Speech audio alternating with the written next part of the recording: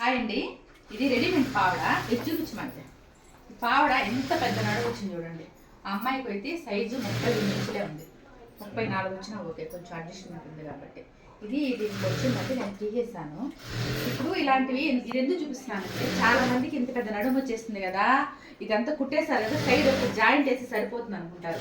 ఇంత పెద్ద నడువు ఉన్నప్పుడు, అమ్మాయికి ఇంత నడువు ఉన్నప్పుడు ఇదంతా కట్టినప్పుడు పొట్ట కడుపుగా ఉంటుంది. పైగా పావడ కట్టినా కూడా అంత లుక్ అనిపించింది. దానికి ఏం చేయాలంటే, అది పైన బెల్ట్, ఇది లైనింగ్ ఉంది కదండి, ఇది తనీగా తీసేసుకోవాలా.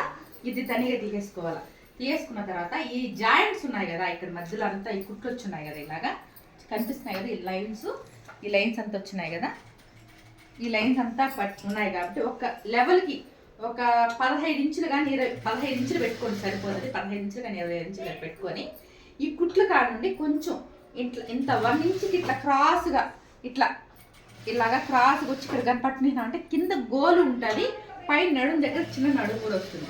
అప్పుడు ఇదంతా పట్టేస్తాం కదా ప్లైన్ లైన్కి, మనకు కావాల్సిన సైజ్ సరిపోతుంది. అప్పుడు ఈ లైనింగ్ క్లాత్ ఎక్కువైపోతుంది కదా అక్క, ఇదంటే మనం అడ్జస్ట్ చేయగలిగినాము, ఇది ఏం చేయగలుగుతాము అనేది చాలా మంది డౌట్ అనమాట. దీంట్లో మనం సెంటర్ ఆఫ్ పాయింట్ చూసి చట్కాలు పెట్టుకొని, మళ్ళీ దీని గురించి సెంటర్ ఆఫ్ పాయింట్కి ఇట్లా చట్కాలు పెట్టుకొని దీనికి సరిపడేట్టుగా కుచ్చుళ్ళు పెట్టుకుంటూ వచ్చేసినామంటే సరిపోతుంది. దీంట్లో నేను కుట్టేటప్పుడు చాలా మంది నా దగ్గర ఉండే వాళ్ళు అడిగారు, కుట్టేటప్పుడు మళ్ళీ ఒక చిన్న షార్ట్ చేసి చెప్తానండి.